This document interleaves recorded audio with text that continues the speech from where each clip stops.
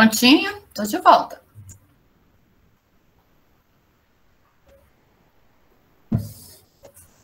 Oi, prof. Tô aqui. Oi, professora. Opa. A alma querendo sair. Oh, Alex, poxa vida. Vamos lá, gente, coragem. Essa parte aqui vai animar vocês, porque vai ter o casinho aqui para vocês irem respondendo para mim, tá bom? Pegaram o material para escrever? Depois eu vou pedir para vocês colocarem as anotações lá no chat para mim.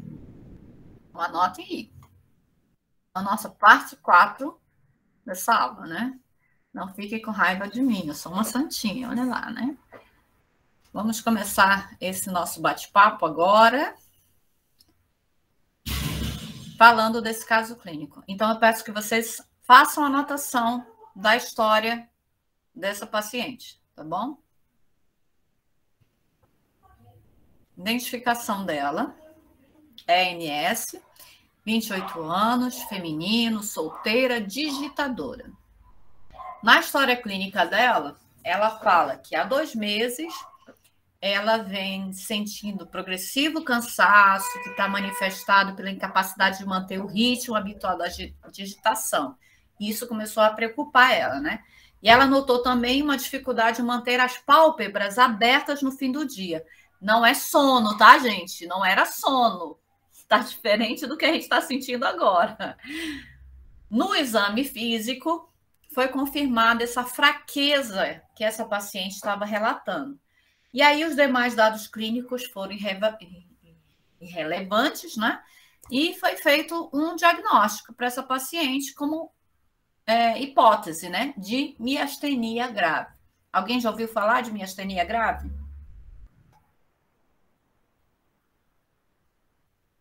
Alguém ouviu falar Não, de prof. miastenia grave? Não. Mais alguém? Então acho que só está eu e você nessa aula. Será? Eu também não, professora. Não ouvi falar, não. Vanessa aqui comigo. O Celton. Vilmar também não. Ninguém ouviu. Acho que só tá gente. Cadê vocês? Apareceu gente aqui. Eu vou ter que começar a ficar fazendo coisa para vocês escreverem no chat, não é possível, né?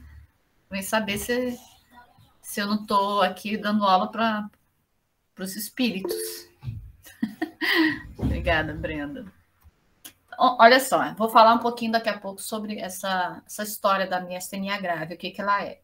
Um fator importante já para vocês já irem amadurecendo sobre ela é que ela tem a ver com essa fraqueza muscular, viu? É um clássico a miastenia grave, e vocês estão vendo aqui que a idade dessa paciente, ela é relativamente jovem. A miastenia grave pode atacar pessoas de qualquer faixa etária, viu? E é um problema que, se não tratado adequadamente, ela pode evoluir. E aí, o que aconteceu? A evolução dessa paciente confirmou o diagnóstico usando 2 miligramas de hidrofônio. Lembram lá naquela nossa terceira parte, eu falei do hidrofônio, né? Intravenoso. 40 segundos logo depois da administração, a paciente já estava toda feliz porque estava com uma recuperação da força muscular e ela ficou assim maravilhada, né? Só que essa força muscular durou só 4 minutos. Depois voltou ao normal. E aí, como não teve fasciculação lingual, ela não teve tremores, né? Não ficou confusa, fez-se então a opção para o tratamento com a piridostigmina. Ok. 2 semanas depois, essa paciente procurou o atendimento, queixando que ela estava salivando demais e estava tendo diarreia e cólicas abdominais. Para controlar essas manifestações, olha só a escolha do sujeito, né? Indicou o uso da atropina para essa paciente. Anotaram aí? Tem 3 medicamentos que vai ser importante nessa nossa discussão. O hidrofônio, a piridostigmina e a atropina. Vocês já ouviram falar do hidrofônio, já ouviram falar da piridostigmina, já ouviram falar de atropina. Agora a gente colocou aqui numa situação real. Tudo bem? Vou fazer as perguntas. Primeira coisa, por que que usou o hidrofônio para fazer diagnóstico? Anotem aí. Depois eu vou dar um tempinho para vocês irem buscar essas respostas. Explica por que que a piridostigmina foi usada e como ela deve ser administrada nesse paciente. Terceiro questionamento. Quais são as alternativas para se tratar a miastenia grave? É só farmacológica mesmo? Será que tem alguma outra coisa que a gente possa fazer para tratar a miastenia grave? E 4.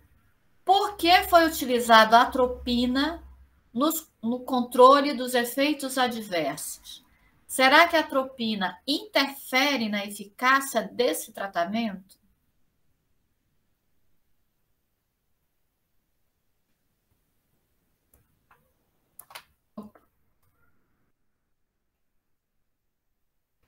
Ok? Anotaram? Dá não, prof.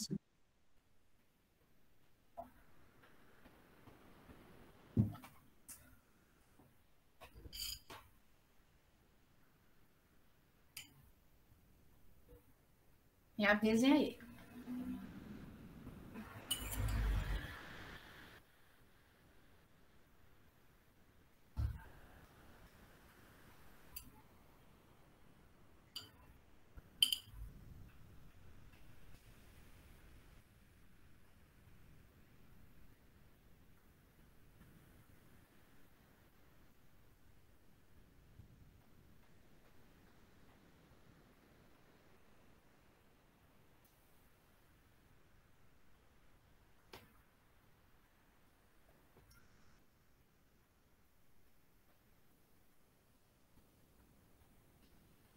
Só tá faltando a 4.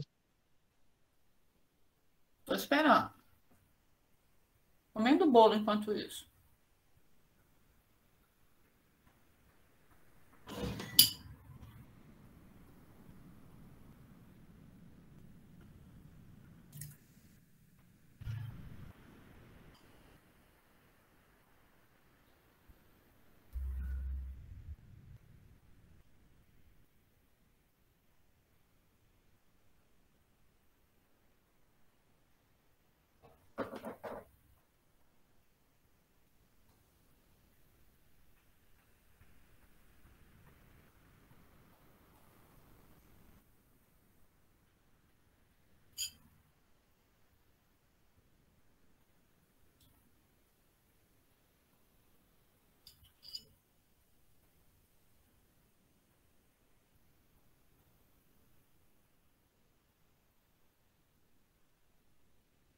Já.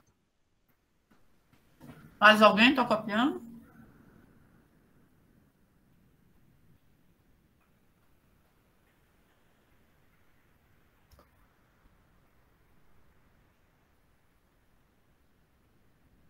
Eita, só tá o Ayrton, hein? Bora lá, então. Ah, bom. Obrigada.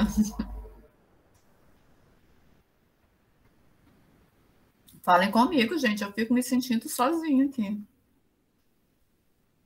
Então, vamos esquentar algumas coisinhas aqui para a gente trazer algumas dicas para vocês dessas respostas, ok?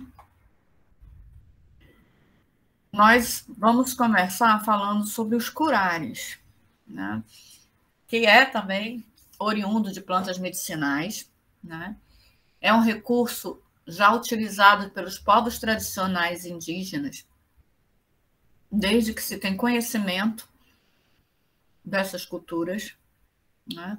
Especialmente pelos índios da América do Sul. Estou trazendo essa imagem não é para chocar vocês, tá? É uma característica dessa tribo carregar esses tubos grandes aqui, e aqui na frente, está vendo aqui, essa, eu não sei como chama aqui, é tipo uma... Uma zarabatana? Não, não é uma, aqui não é uma zarabatana, aqui é um suporte, né? Tipo uma bolsinha, né? Feita de bambu, que dentro dela, ela vem carregada de flechas, aí aqui, ó, na mão dele tem uma flecha, e esse outro aqui de baixo, ele já está soprando, né? Esse instrumento. Eu não sei, o princípio é da zarabatana, né? Só que ele sopra com essa flecha aqui. Eles colocam, né, nas pontas e fazem o sopro para caça, né? Isso é uma coisa comum. Esses nossos povos, né, aqui dessa América do Sul, tinham muito essa, e alguns ainda mantêm essa tradição, né, de preparar, tá vendo aqui, esse aqui, ele tá com várias flechas sendo preparadas, né, e essa vasilhazinha, tipo um tubo, né, um suporte para colocar essas flechas preparadas, né. Aqui é um exemplo da preparação, né, que é feita da maceração de duas espécies vegetais, uma é um cipó e a outra são as folhas, né? Principalmente do Strychnus toxifera, mas uma outra planta também associada, que depois de fervidas durante um determinado tempo, formando uma pasta, ele coloca nas pontas dessas flechas, né? E as flechas ficam aqui impregnadas com essa substância e fazem o uso delas na caça.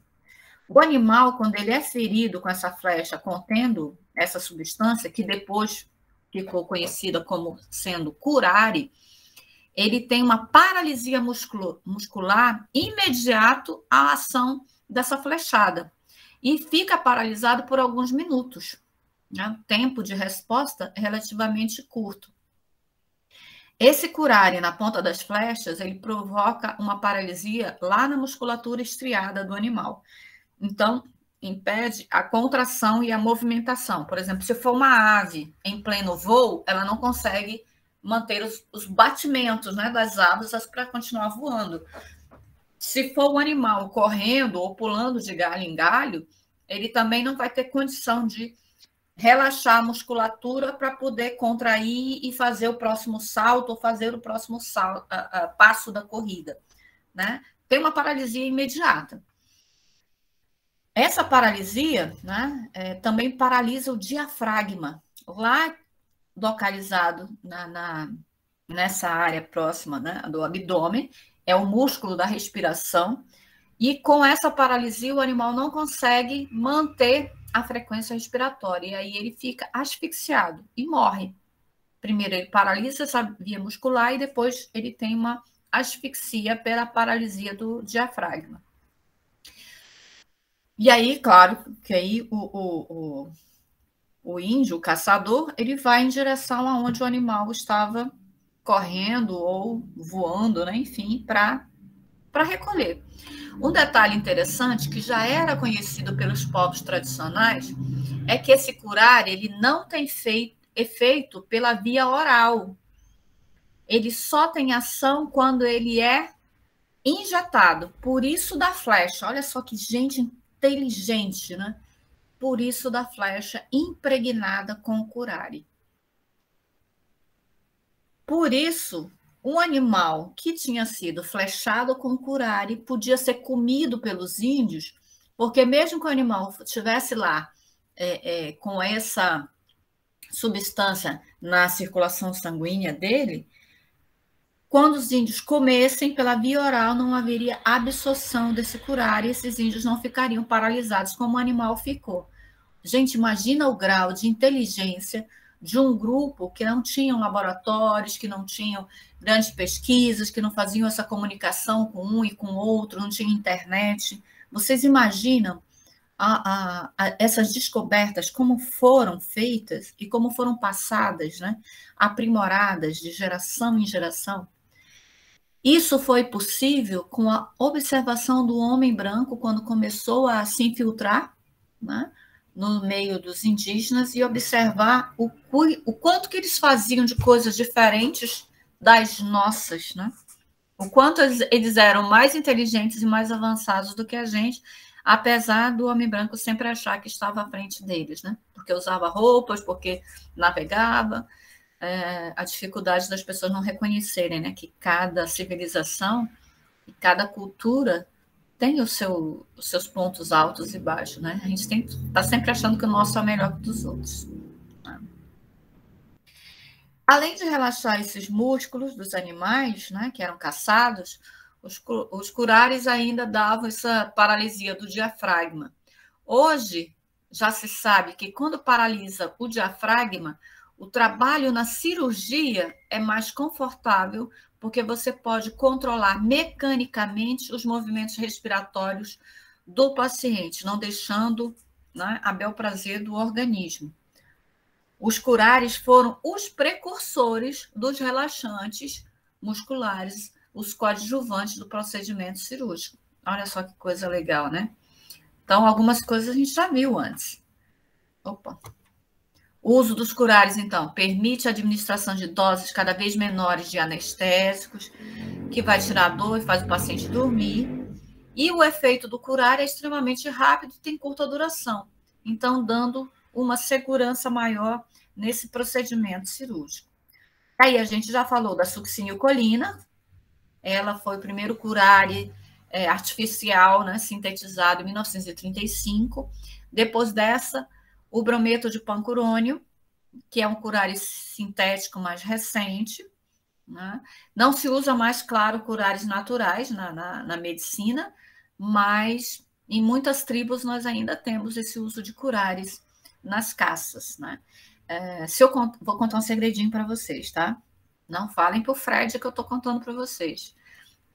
Mas o professor Frederico Arruda, ele vai começar a parte dele depois, né? Ele tem assim, um contato com as comunidades indígenas muito próximo, né? Então, ele tem assim, muitas histórias incríveis. E pelo trabalho que ele fez ao longo de toda a vida dele, toda a carreira dele, né? Em relação ao meio ambiente, em relação aos povos tradicionais, ele também teve um reconhecimento muito grande desses povos. E ele ganhou muitos presentes. Um deles foi uma dessas bolsinhas, né, feitas de bambu, cheia de flechas curarizadas. As pontas das flechas estão lá, carregadas com esse material. Elas estão impregnadas de curares. E ele guarda isso na sala dele, gente, vocês não imaginam. E ele tem um arco, né, que ele recebeu também de presente, um arco flecha, e que ele, às vezes, usa. Né? Tem uma historinha assim, que virou lenda, né? Eu não vivi essa história porque eu ainda não era nem aluna ainda do Fred. O Fred já dava aula na universidade, eu nem pensava em fazer farmácia ainda, para vocês imaginarem o tempo que é. O Fred é o professor decano da universidade. Quer dizer, é o professor mais antigo em atuação dentro da universidade. Né? É um cara assim, cheio de histórias. E eu tenho um orgulho muito grande, um respeito muito grande pela história dele. Então, tem algumas lendas assim fantásticas dele. Uma delas tem a ver com essas flechas curarizadas que ele ganhou de presente. Um aluno ficou insistindo com ele com a resolução de alguns exercícios, né? Só que, na época, eram poucos professores de farmacologia e muitas turmas. Né? E o Fred... Desculpa. O Fred estava cheio de provas para corrigir, de exercícios, e as provas do Fred eram todas discursivas quando ele passava. Né? Então, eram folhas e folhas para corrigir. E ele dá atenção especial a cada resposta. E o aluno começou a cobrar logo na semana seguinte da realização da prova, e o Fred ainda não tinha conseguido terminar. Começou a azucrinar. Um belo dia, quando o aluno meteu a cara na porta do nosso antigo laboratório, que ficava lá no bloco D, que não existe mais, né?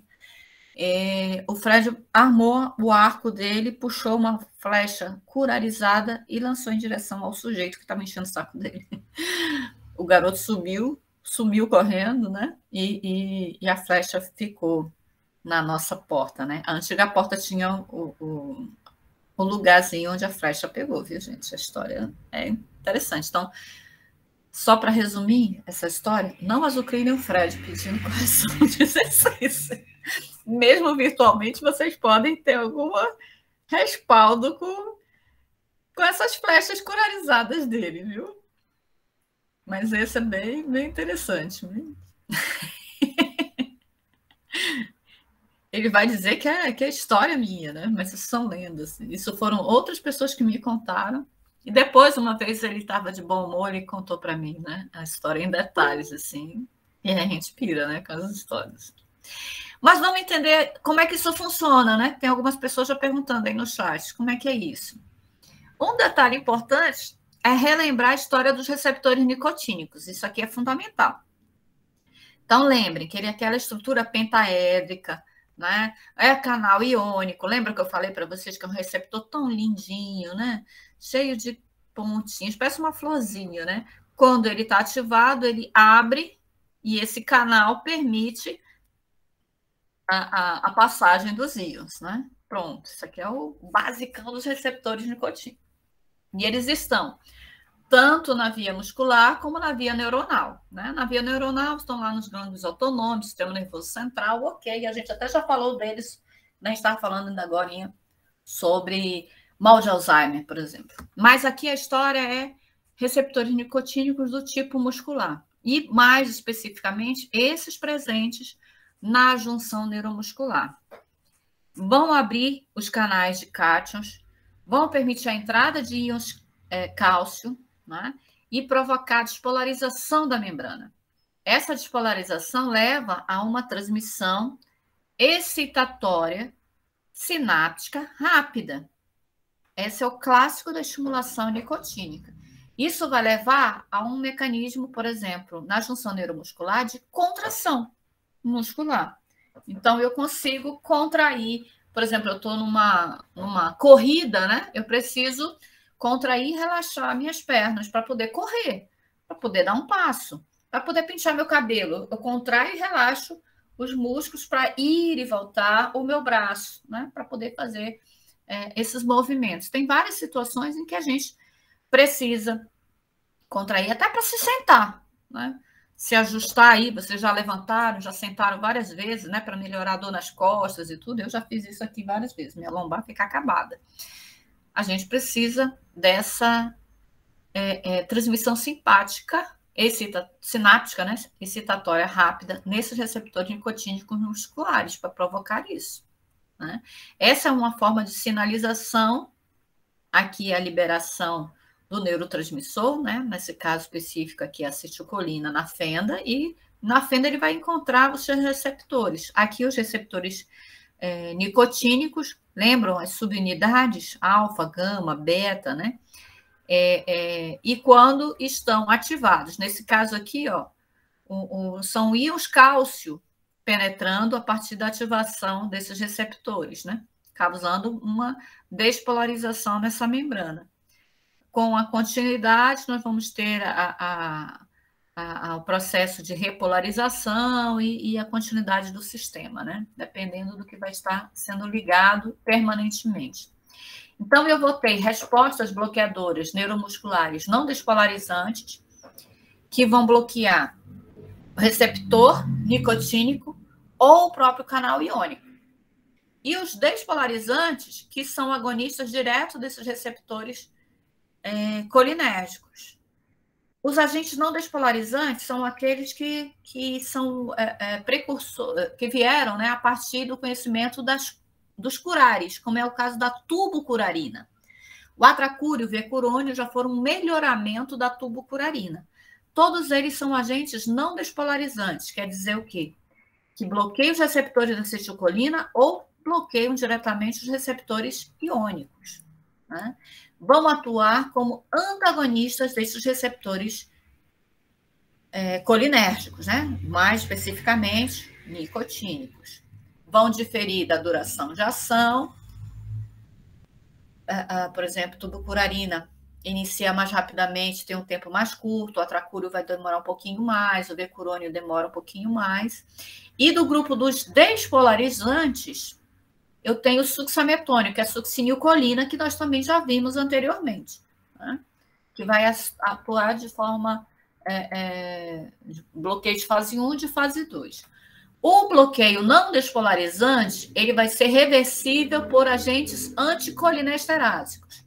Quem são esses anticolinesterásicos? Neostigmina, piristigmina vão estar nesse grupo.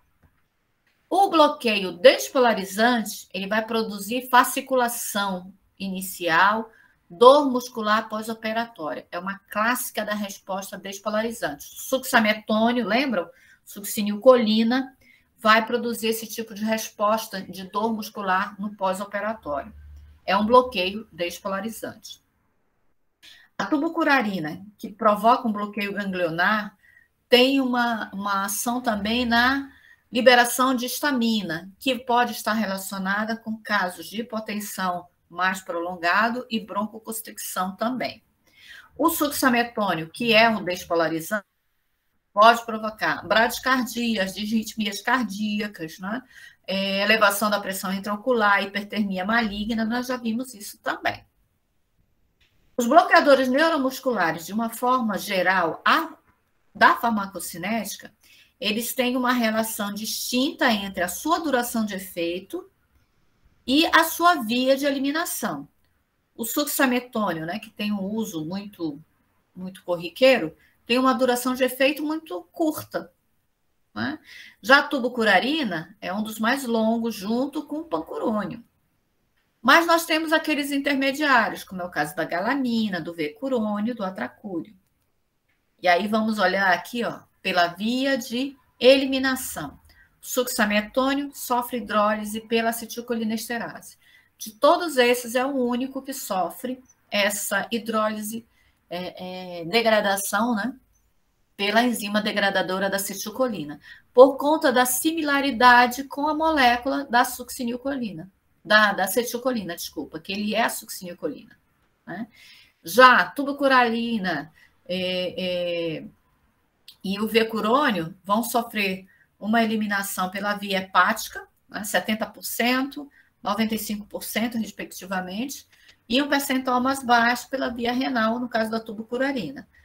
Galamina, pancurônio são pela via renal, e o atracúrio, através de uma hidrólise mais espontânea na via plasmática, ele vai como se ele se dissolvesse, se recomposse no próprio corpo.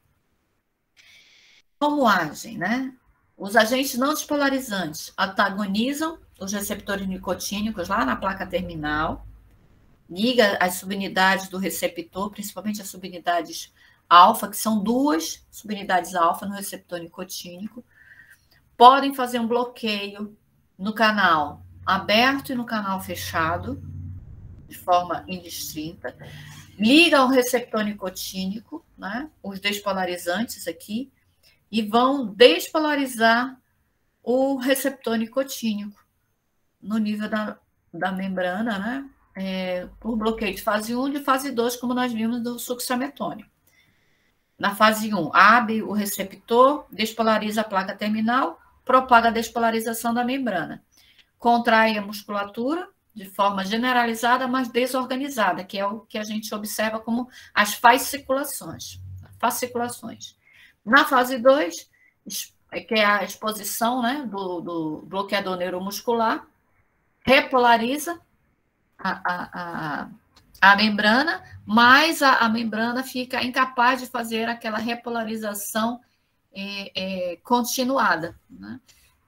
Uma vez iniciada a repolarização, a membrana não consegue refazer esse processo para manter a fase do relaxamento e da contração. E aí ele mantém um bloqueio de canal para impedir que ela faça essa resposta de continuidade, dessensibilizando, então, esse canal. Os efeitos colaterais mais comuns deles, né, da tubucurarina, né, hipotensão, broncoconstricção, né, da galamina, taquicardia, do pancurônio, taquicardia mais discreta, Do vecurônio já são poucos eventos colaterais. Do atracúrio, uma hipotensão mais transitória. Mivacúrio veio depois do atracúrio, né? Também transitória, mas libera histamina, assim como o atracúrio. O succinilmetônio tem vários efeitos colaterais que a gente já relatou várias vezes, né? E aí a diferença do início da ação e da duração de ação. Vamos voltar à história clínica. Quem é a miastenia grave, professor? O que tem a ver uma coisa com a outra até agora, né? Miastenia grave é uma doença que vai afetar essa junção neuromuscular. Então, é uma doença de músculo esquelético.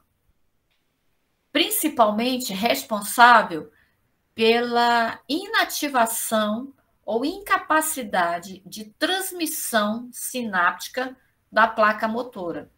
Então, a placa não consegue sinalizar uma resposta de contratibilidade. Nós temos, muito provavelmente, o motivo de surgimento da miastenia grave relacionado a um processo do próprio corpo, autoimune, né?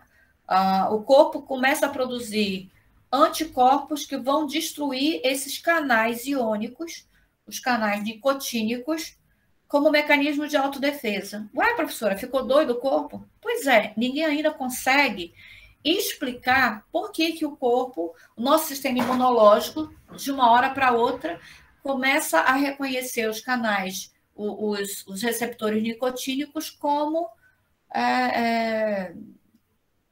negativos, né? Ou como invasores para o corpo, a ponto de produzir anticorpos para destruir esses canais de proteínas, né? A acetilcolinesterase, que destrói os neurotransmissores na fenda, após o corte do potencial de ação no neurônio, ela é uma outra inimiga na miastenia grave. Por quê? Como ela vai destruir a acetilcolina liberada, ela vai diminuir mais ainda a efetividade da ação dos canais, né, de proteínas, dos receptores nicotínicos que ainda resistem a essa autodestruição do corpo, produzindo ações lá na placa motora, entende? Então, eu vou ter tanto esse mecanismo de defesa enlouquecido, como a própria acetilcolinesterase batendo de frente, destruindo e diminuindo a atividade colinérgica na musculatura esquelética. A destruição de canais vai diminuir a contração muscular, pode levar, inclusive, a parada respiratória pela diminuição da contração do diafragma, que pode levar à morte. Essa é uma evolução da miastenia grave. Claro que ela não acontece assim, de uma hora para outra. À medida que eu vou perdendo esses canais nicotínicos, né, esses receptores nicotínicos, melhor falando, os sintomas começam a surgir. Vocês lembram dos sintomas da minha colega lá, né, a digitadora, que começou a sentir fraqueza muscular progressiva, que era, inclusive, aparecia com mais frequência ao final do dia. Quer dizer, eu acordo de manhã, estou bem, começo a fazer minhas coisas, começo a me cansar, eu começo a ter uma fraqueza muscular que vai crescendo, vai crescendo, vai crescendo. Uma das coisas que apareceu lá foi a pálpebra dela, né, que ela não conseguia manter aberta. Esse é um dos sinais da fraqueza muscular proveniente do distúrbio na junção neuromuscular, no distúrbio da placa motora. Uma fraqueza muscular que vai surgindo e vai crescendo. Alguns pacientes, inclusive, têm dificuldade de pentear o cabelo, escovar os dentes, que não conseguem levantar o braço, de tão fraco que estão os músculos que não conseguem recuperar essa função.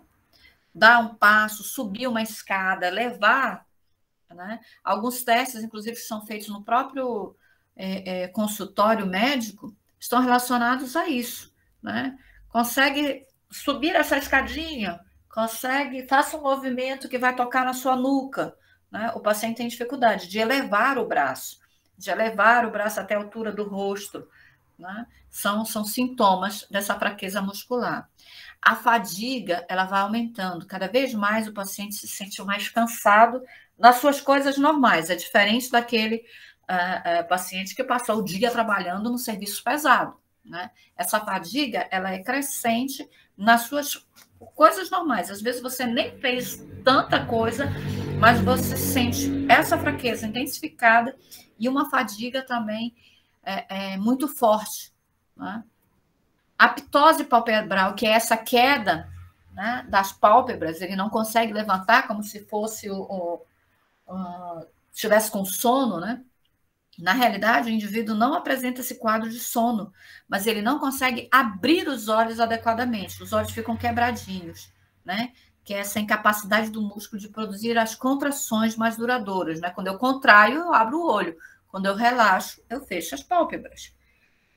Na miastenia grave, eu tenho essa fraqueza muscular, provocando esse relaxamento intenso dessa musculatura. Eu não consigo mais fazer aquela sinalização. A despolarização da membrana não consegue reverter esse quadro para que eu possa ter uma contratibilidade muscular efetiva. Olha só que complicado, né? Na vida do indivíduo. Então, esses 3 primeiros sintomas já eram clássicos daquela pessoa, né, que se apresentou no nosso caso clínico, né? Por isso já foi o indicativo da hipótese, né, de ser miastenia grave. A diplopia, que é a dificuldade do foco da visão, né? A ptose palpebral vai levar a isso e a algumas outros eventos de relaxamento mais relacionados à via ocular levam à diplopia, né, que é a visão dupla. A dificuldade de fala e deglutição também podem ser progressivas, com o tempo vai surgindo essa condição também de não conseguir falar, porque há um relaxamento também. Imagina a língua relaxada, como é que a gente consegue falar? Eu preciso dela contraindo e relaxando para que a fala seja adequada. Se ela estiver completamente relaxada, tentem vocês falar alguma coisa com a língua relaxada, vê se consegue.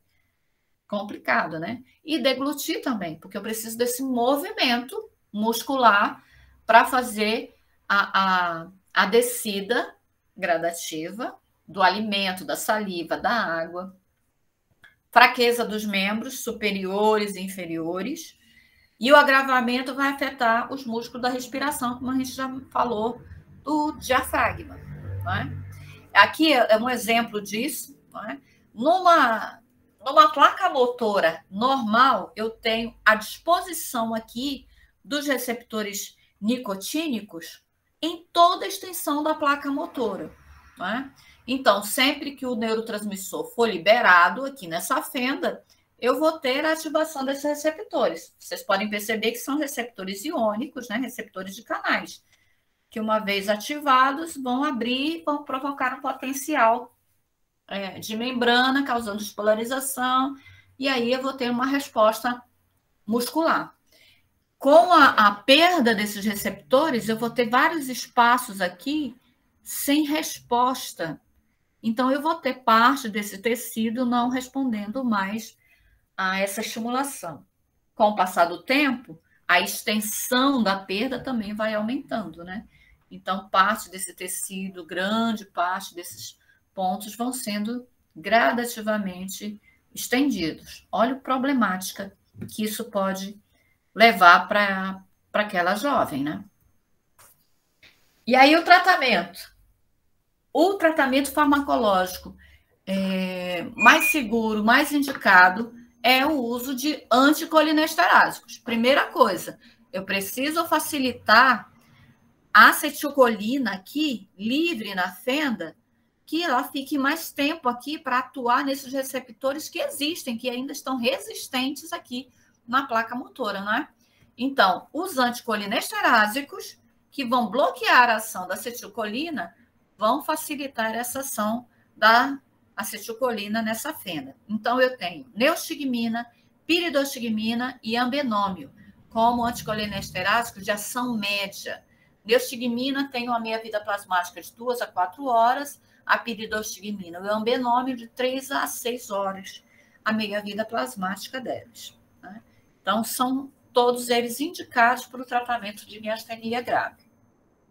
Neostigmina pode ser administrada via intravenosa ou intramuscular, vai reverter esse bloqueio neuromuscular de forma competitiva, mas, no nosso caso específico, ela pode ser administrada pela via oral, como comprimidos, para ajudar esse paciente nesse retorno, nessa melhora da função muscular esquelética. Como eventos colaterais, claro que, como todo antagonista da enzima acetilcolinesterase, né, ela vai potencializar as ações parasimpáticas. Então, diarreia, sudorese, cialorreia, náuseas, vômito, cólicas estomacais vão ser mais comuns. A acetilcolina está aí, vai ativar receptores muscarínicos, vai induzir esse tipo de resposta. Menos comuns, aumento da diurese, das secreções pulmonares, miose, lacrimejamento, por conta das glândulas salivares, principalmente. Das glândulas, aliás, secretórias, né?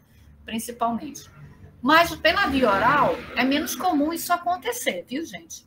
Porque as doses aqui vão sendo mais absorvidas, né? Mais gradativamente. Então, eu tenho uma concentração plasmática que é capaz de produzir menor intensidade de respostas nessas vias aqui, né? de glandulares. Mas pode acontecer, sim, à medida que você vai fazendo a adequação do tratamento, óbvio, né? A piridostigmina, o ambenômio, são administrados via oral exclusivamente, são melhores absorvidos, né? Daí a piridostigmina, lembram que foi a indicação terapêutica, né? Tem uma ação mais prolongada, que é a neostigmina, e tem como os eventos colaterais os mesmos da neostigmina. Então, os cuidados também vão ser os mesmos. Tudo bem, né? Efeitos terapêuticos. Vejam só um detalhe importante aqui. Quanto menor as concentrações do anticolinesterásico, eu vou ter um prolongamento e intensificação das ações da acetilcolina fisiológica. Perfeito. É isso que eu quero. Né? Eu preciso da acetilcolina ali resistente, atuando nos receptores nicotínicos que ainda existem para melhorar o retorno da função muscular. Aumenta a força de contração. Perfeito. À medida que eu aumento as concentrações do meu anticolinesterásico, eu vou ter um acúmulo da acetilcolina na fenda sináptica. Ué, professora, mas aí o acúmulo vai ser melhor ainda para a força de contração, não é? Não, não é. Nesse caso, o excesso de acetilcolina na fenda vai me levar aos efeitos adversos que precisam de mais cuidado. Essa fibrilação dessas fibras musculares que vai causar os espasmos, o disparo, né, dos neurônios motores que vão provocar as fasciculações, que envolve toda uma unidade motora, são sinais importantes desse acúmulo da acetilcolina. Inclusive, o excesso dessa acetilcolina pode se tornar extremamente tóxico e levar esse paciente à morte. Então, imagina aqui, né? Eu estou fazendo uso de anticolinesterásicos e tenho efeitos cumulativos. A inibição da acetilcolinesterase está acontecendo de forma acentuada. É conhecida como fase inicial do bloqueio neuromuscular, despolarizante. Mas ela vai ser seguida de uma fase de bloqueio não despolarizante, o mesmo que a gente viu lá no succinilcolina, da succinilcolina. Veja que a succinilcolina atua exclusivamente lá no outro mecanismo de resposta, né? Mas aqui eu vou ter a mesma forma dos anticolinesterásicos quando eu faço efeitos cumulativos. E aí, o que a gente vai fazer? Como é que essa paciente vai ter segurança nesse tratamento se eu não vou ter esse controle, né? Direto com essa substância? Vou usar minha bola de cristal, né? Vou fazer minhas mágicas? Calma aí, gente. Nós temos o que a gente chama de teste de adequação do anticolinesterásico. Lembram do hidrofônio? O hidrofônio também aparece lá no caso clínico e ele também é um anticolinesterásico, viu?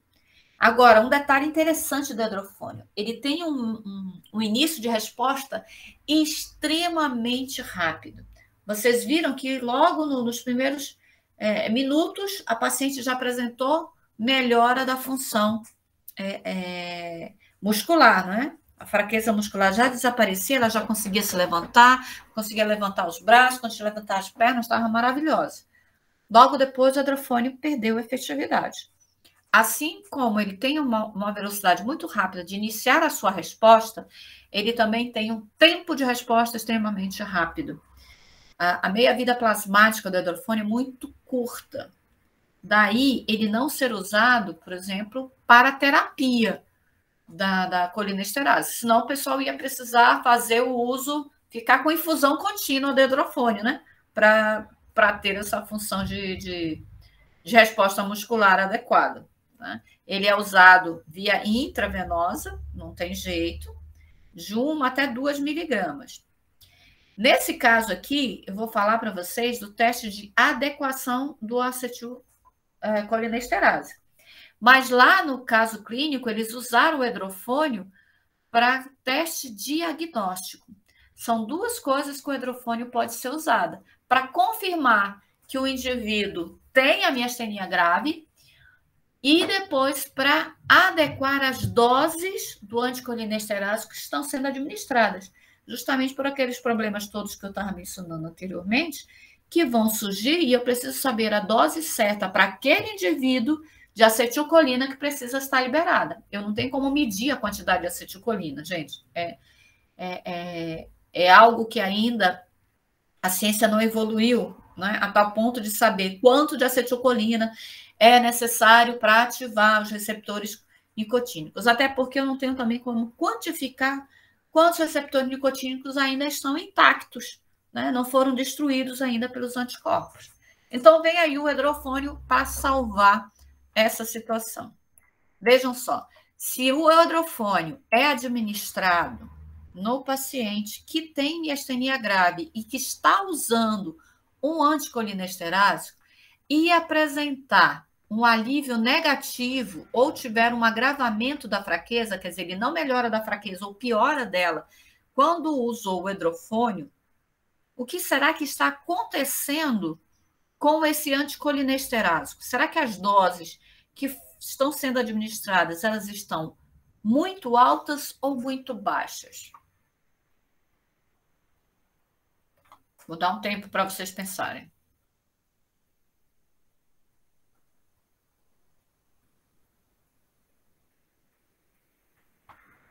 E aí? O que acham? Pode chutar. Estou de novo sozinha, né? Ayrton, você que ainda está comigo? Baixa, Giovana. Tô sim. A Giovana está dizendo que acha que está baixa, né? O Alex também. O que você Também acha, acho, Ayrton? professora.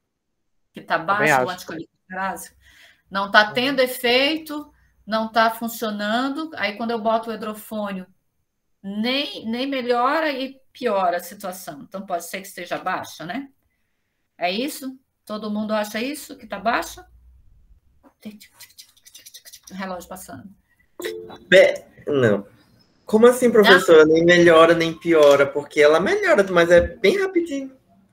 Nesse caso, não melhorou. Ele está tomando o anticolinesterase, mas ele voltou a reclamar, né, que ele não estava conseguindo melhorar aquela fraqueza, né? Começou a tomar, melhorou, deixou algum tempo, não estava mais melhorando naquela dose. Aí vai fazer o teste de adequação com o hidrofônio, tomou o hidrofônio, mas ele nem teve alívio ou piorou a fraqueza. Será que a dose daquilo que ele estava tomando está alta ou está baixa? Então, eu continuo mantendo meu posicionamento. Para mim, ainda está baixo. Está baixa a dose, né? As doses estão sendo excessivas. Eita! O que está acontecendo, gente? Se a dose está excessiva, lembra que eu mencionei para vocês que você vai ter uma dessensibilização dos receptores? Chega um momento que ele não responde mais.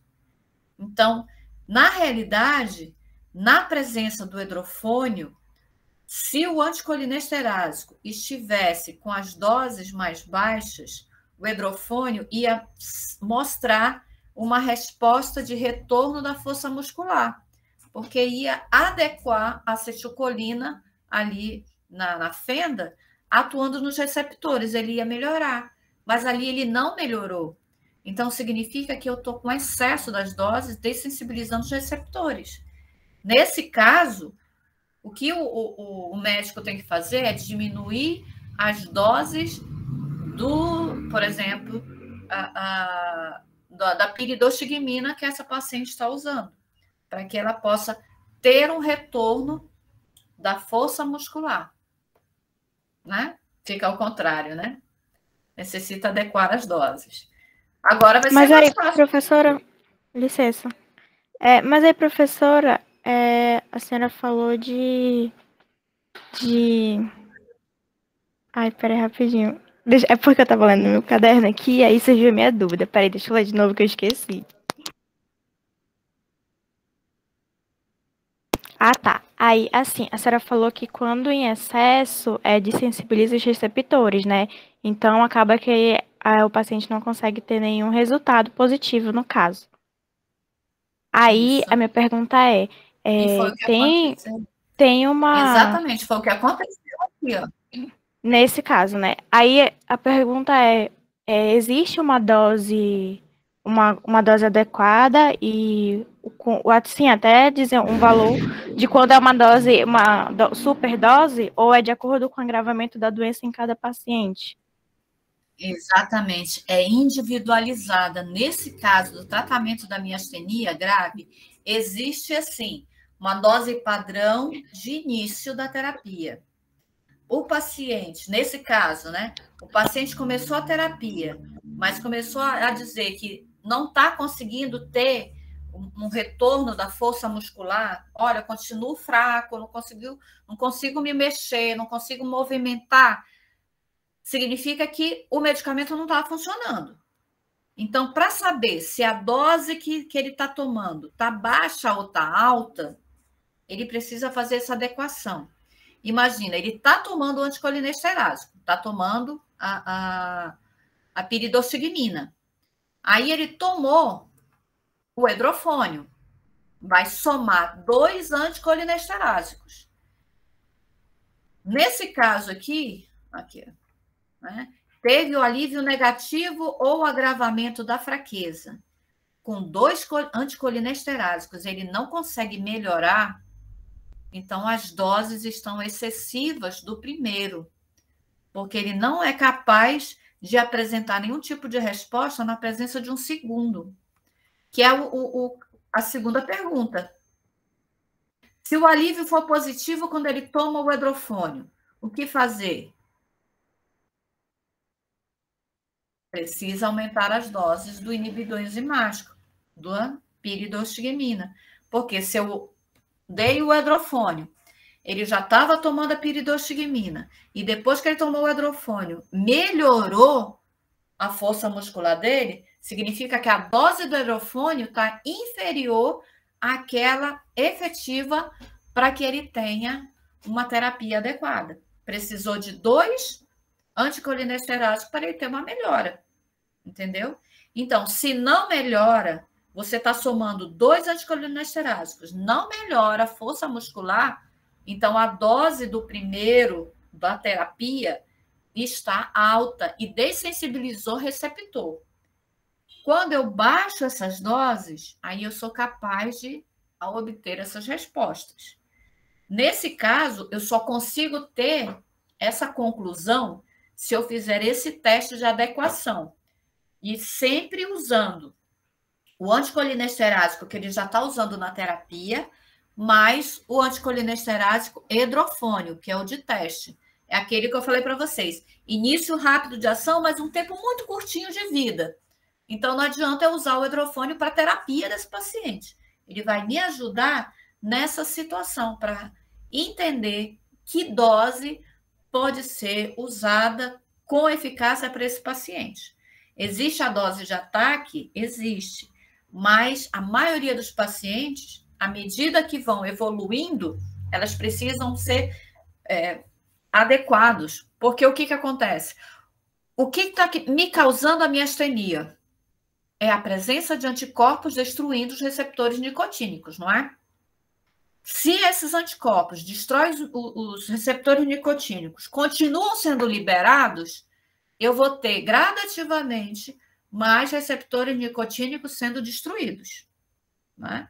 Então, eu estou tratando aqui com medicamento a questão da facilitação da acetilcolina atuando nos receptores nicotínicos que ainda existem. Mas esses receptores nicotínicos, se continuarem sendo destruídos, não vai ter acetilcolina no mundo que vai resolver. Vai chegar um momento que a fraqueza muscular vai ser intensa e esse paciente vai ter uma paralisia respiratória e vai morrer.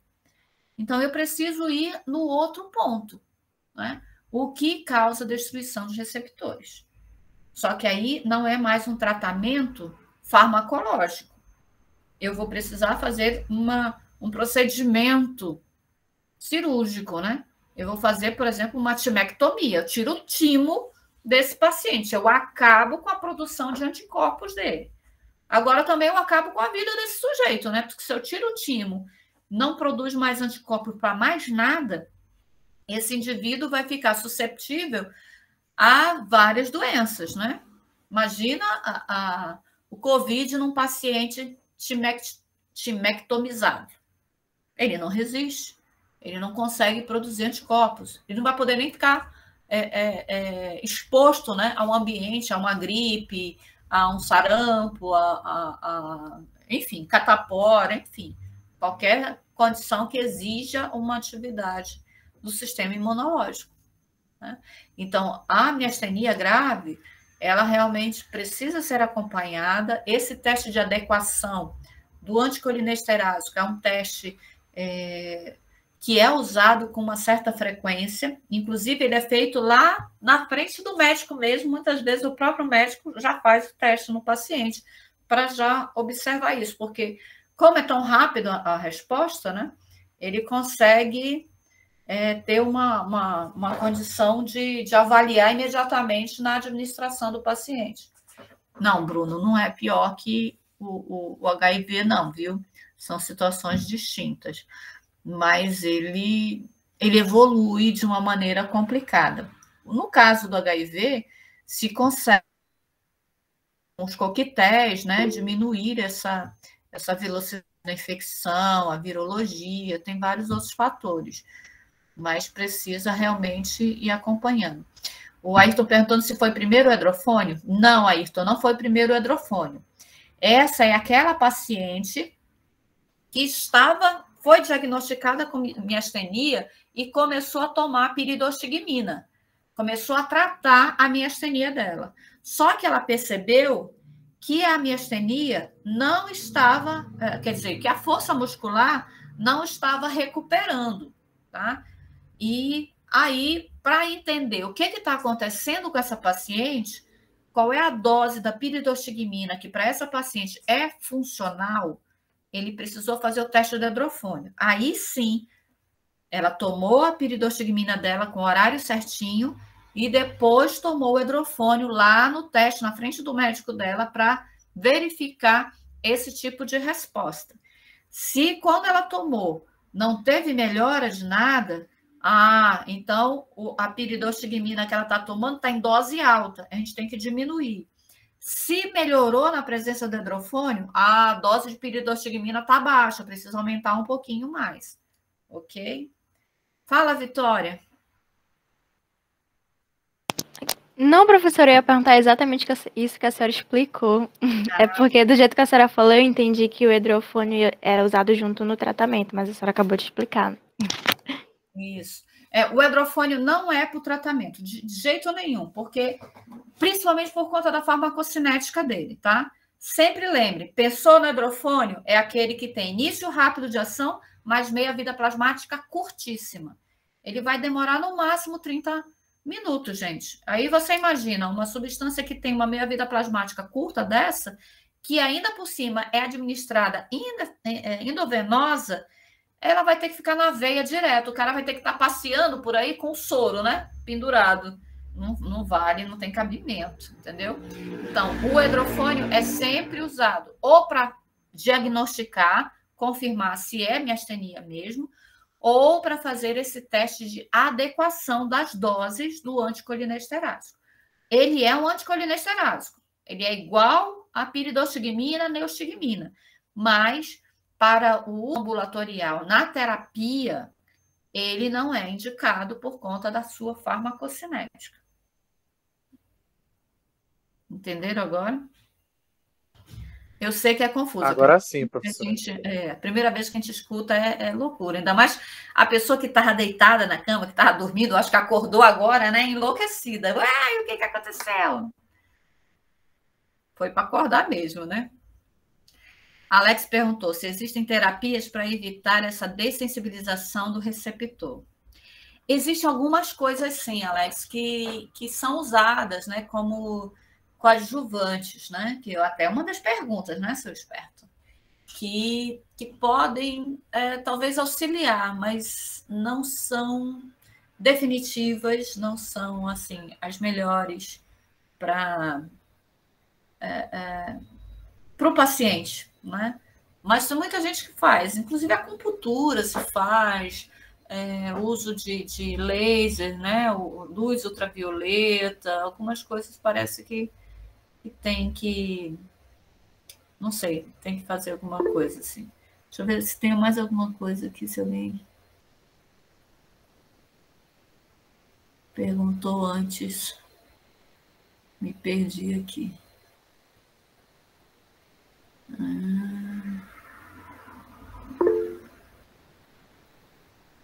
Quem será o quê? Não estou entendendo. Fala, Alex, pode perguntar.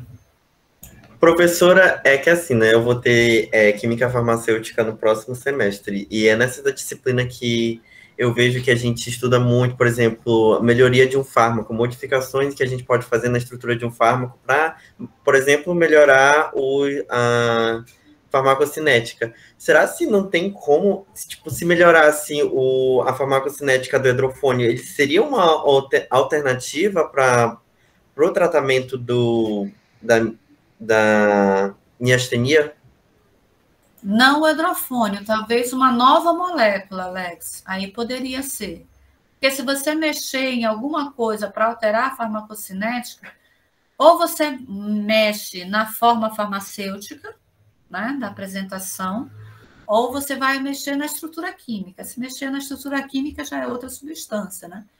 E a forma farmacêutica do hidrofônio, ele não tem viabilidade pela via oral. Já foi testado isso. Ele perde por conta desse início de resposta dele muito rápido e a meia-vida plasmática dele curta, né? Não há como. E como nós já temos no mercado a piridoxigmina e neostigmina, que apresentam uma ação terapêutica eficiente, não é vantagem ficar assim tentando modificar o hidrofônio em si, entendeu? Então, ele fica nesse grupo para o teste diagnóstico, para o teste de adequação, e os demais ficam para a terapia mesmo. Aí, alguns estão sendo trabalhados, né, para virem após neostigmina, piridoxigmina. Quem sabe surge no mercado um novo medicamento com essas características de piridoxigmina e neostigmina.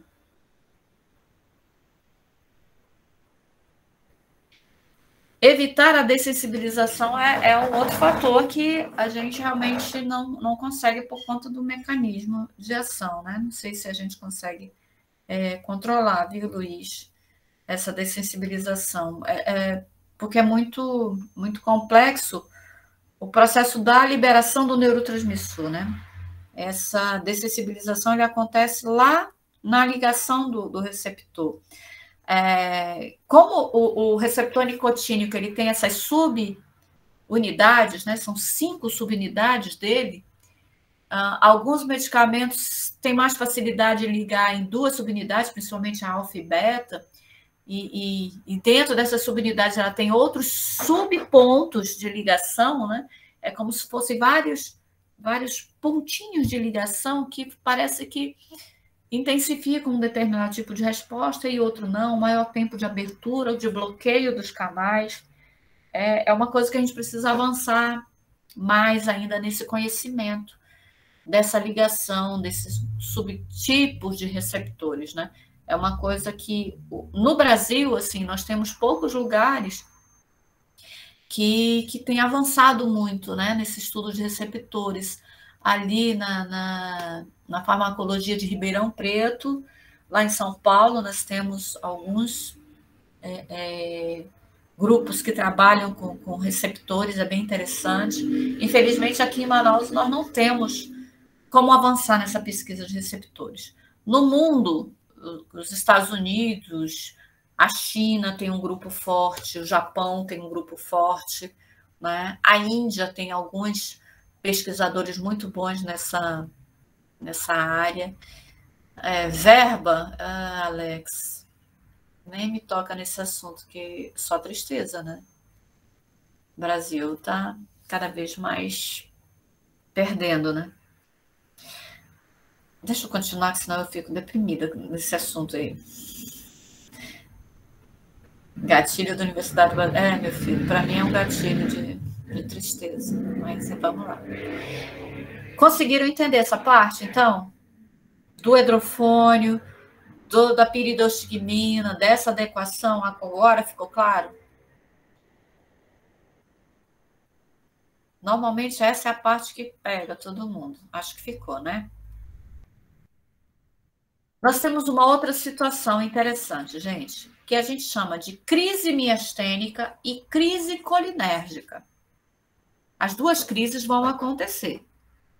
Um fator importante, né? O tipo de tratamento que cada crise vai necessitar. Por exemplo, na crise miastênica, o meu paciente pode entrar num agravamento de complicação respiratória que pode levar à morte. Meu paciente em crise miastênica, ele precisa ser atendido e internado no hospital e receber um suporte de ventilação mecânica imediatamente. Já o meu paciente com crise colinérgica, que é o excesso da acetilcolina, eu preciso só fazer uma adequação das doses daquela substância que está inibindo a acetilcolinesterase. Entenderam? Então, essa aqui é a crise colinérgica, né? Diarreia, vômitos, começa a mostrar que tem crise colinérgica aí, excesso de acetilcolina. Na crise miastênica, já é a falta da acetilcolina, né? Então, a fraqueza muscular começa a ficar grave, eu começo a ter uma falência respiratória grave, preciso de um atendimento hospitalar. Então, entendem como é difícil a gente identificar e tratar se a gente não souber exatamente o que está acontecendo com o paciente? Nem tudo que leva a uma falência respiratória é uma crise miastênica. Então, é importante conhecer os sintomas desse indivíduo para que ele possa receber um tratamento adequado e ter a sua vida salva, né? O tratamento da miastenia grave, hoje, ela realmente tem como ponto focal a terapia farmacológica. São os medicamentos anticolinesterásicos.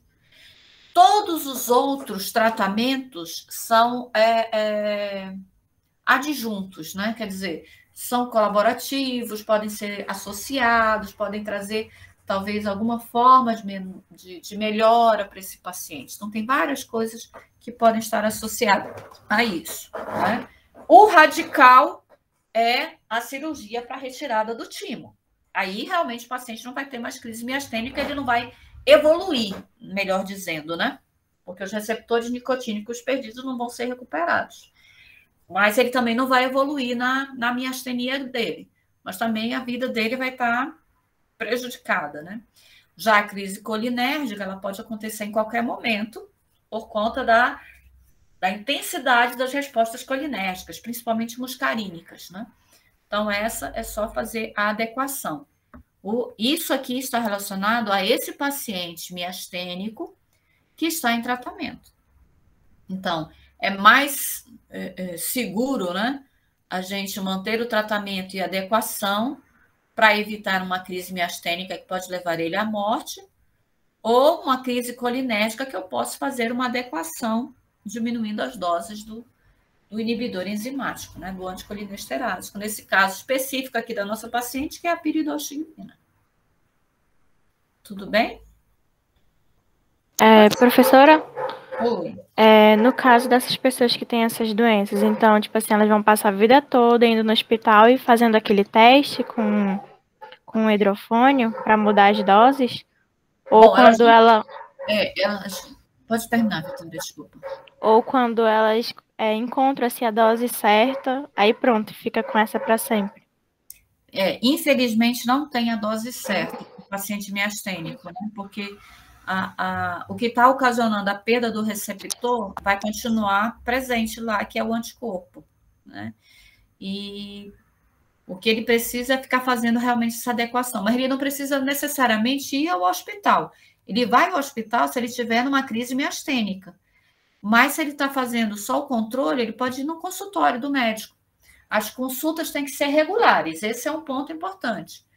Assim como o diabético, né, faz consultas regulares, o miastênico faz consultas regulares.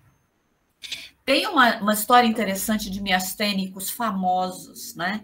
Vocês lembram da Branca de Neve e os Sete Anões? Né? Um conto de fadas, o primeiro desenho animado da Disney e tudo, né? Um dos personagens, né, um dos duendes, dos anões, melhor dizendo, desculpa, não é duende, é anão. Ele é classificado, ele é dito, né, como soneca, né? Aquele que é o preguiçoso, que vive dormindo, que vive todo o tempo querendo fechar.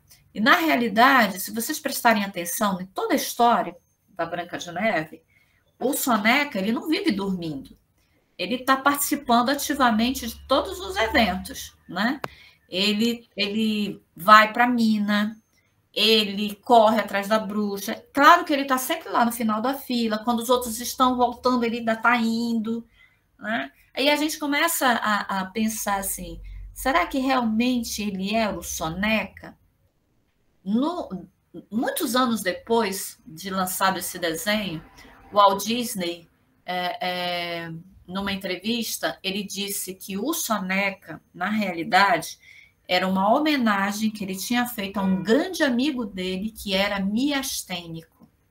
Por isso que o soneca vivia com a ptose palpebral, que é aqueles olhos caídos. Mas o soneca, ele na realidade não era soneca. É isso aqui que o Ayrton está colocando. Ele era miastênico. Ele não tinha força para fazer as coisas na mesma velocidade que os outros, né? Então, ele sofria muito mais do que os outros, mas ele estava ativo ali. Tentou fazer tudo o que ele pudesse, né?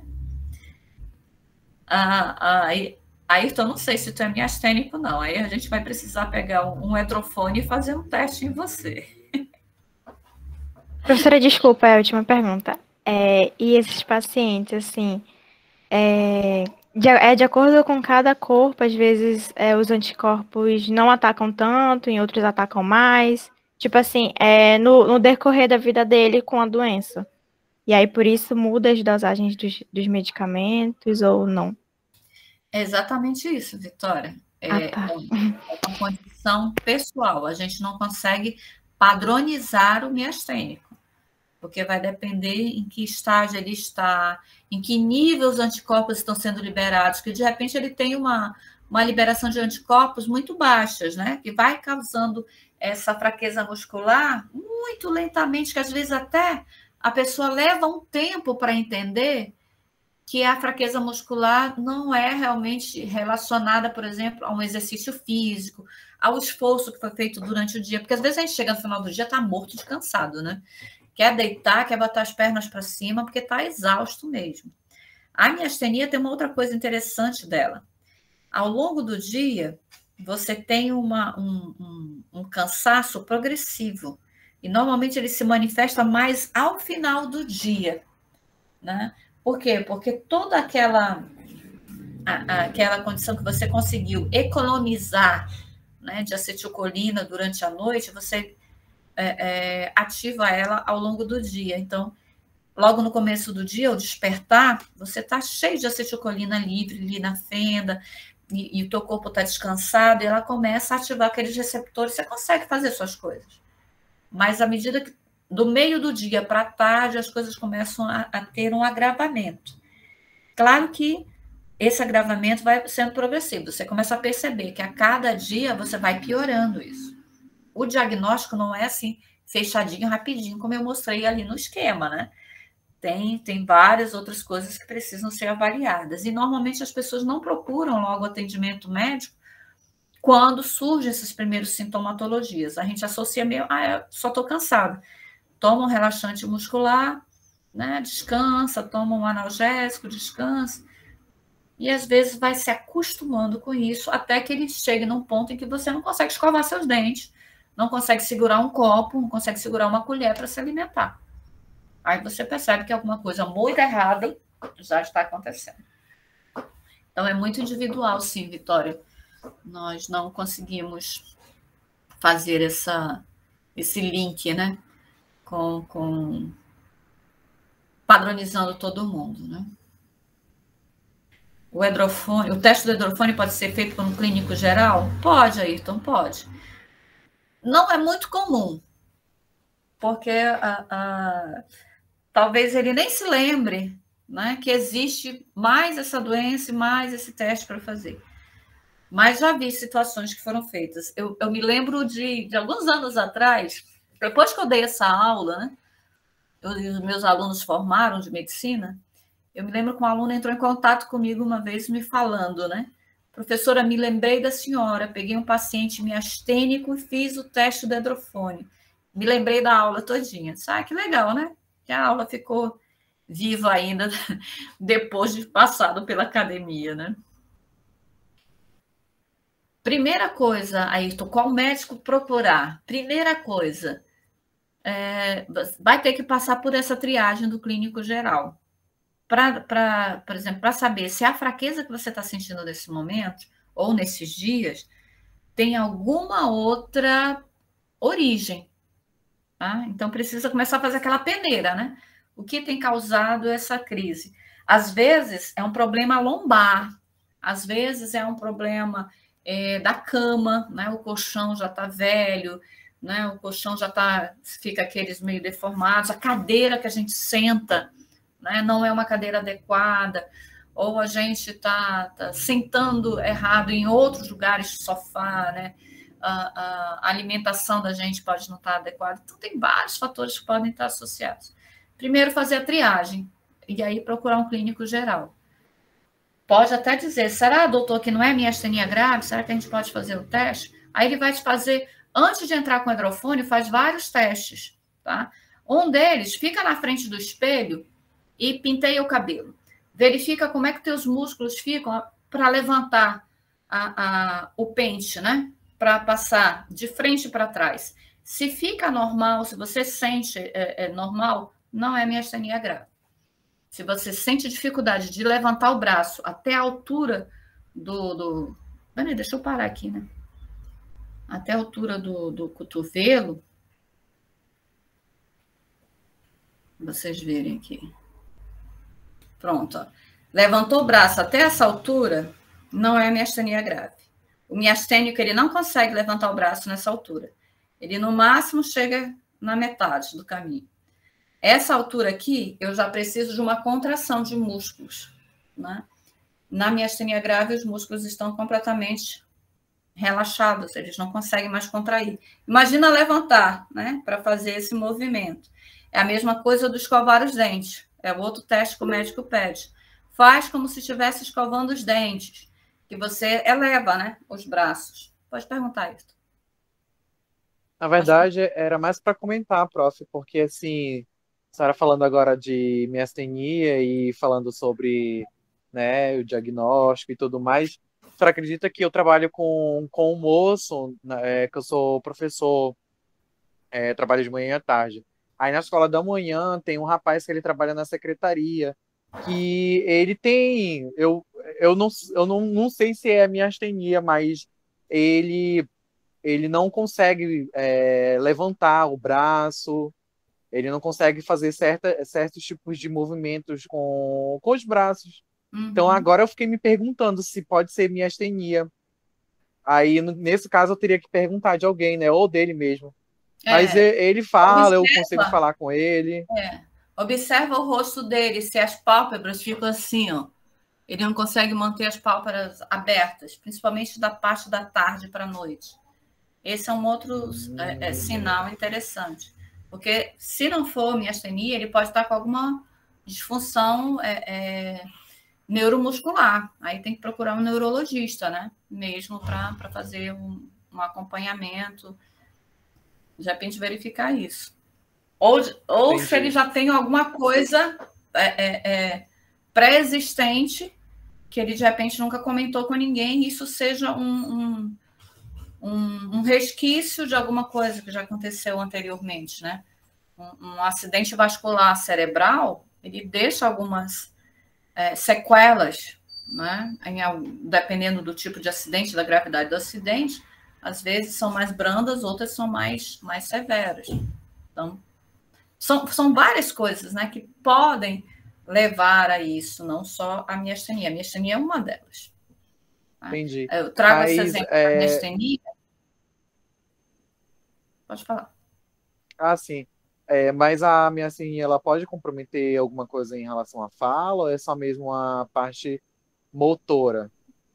Não, compromete a fala, compromete a língua, tem dificuldade de fascicular, a língua fica relaxada. Imagina você, relaxa a tua língua e tenta falar.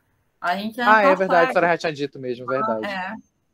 Fala assim. Aí Então vai ter pode ser, dificuldade de sabia? engolir. Pode ser, porque a fala dele, é, a gente entende, mas na hora de ele ter a oratória, né? Ele complica algumas coisas, não é que complica, mas é porque a gente que não consegue entender. A Uhum. gente tem que ficar, né? Tem que ficar perto dele para tentar entender algumas palavras, mas eu acredito que deva ser mesmo. Mas eu vou reparar agora na segunda-feira. Tá?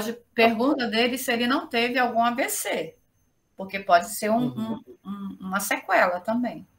Se ele não teve nenhum acidente vascular e, e isso ele está sentindo que está progredindo, é bom ele procurar o médico. Normalmente eles já vão fazendo esses diagnósticos e tirando, né? Se ele começar a tomar a medicação logo, ele vai sentir um progressivo progresso, né? O tratamento vai trazer uma qualidade de vida melhor, movimentação melhor e diminuição da fadiga, do cansaço, das dores, né? Porque a pessoa vai se sentindo cada vez mais cansada, mais dolorida. entendi, prof. Eu vou tentar fazer a pergunta sem uma pergunta direta, vou sondar.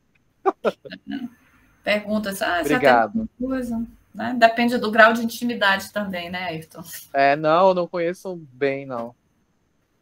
De repente a Tá bom. direção pode saber, pode sondar a direção. Eu acho mais fácil a secretaria mesmo, o pessoal trabalha lá. Uhum. Mas obrigado, prof. Tá bom, gente? Então a gente vai finalizando hoje. Eu ia trazer mais alguma coisa, mas eu já vi que vocês já estão exaustos aí. Então a gente finaliza o sistema nervoso autônomo, tá? Essa historinha da nossa paciente, eu vou querer que vocês me coloquem até a próxima semana. Estou deixando em aberto um resumo das suas respostas, tá? Para valer também como ponto extra para vocês. Façam como um exercício, isso vai ajudar muito para trazer. Não tá miastênico, não, deixa de ser exagerado, Ayrton. Deus do céu. Certo? Então vão cuidar, vão para sua festa, que tem festa, vamos trabalhar aí. Sextou, né, Samuel? Vai lá. Aproveitem aí, que eu agora vou me deitar, porque realmente estou exausta. Não tenho mais chance de fazer mais nada hoje. Acabou tudo. Luiz também vai dormir. Tchau, professora. Boa noite. Bom final de semana. Obrigado Boa pela noite. aula. Obrigada, Tchau, gente. professora. Boa noite. Boa noite, boa noite.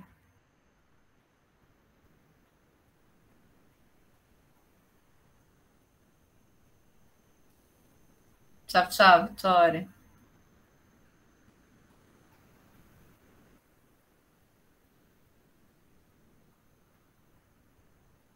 Tchau, prof.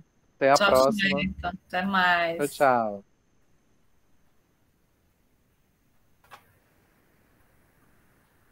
Sara, você ficou dormindo? Deixou o celular ligado?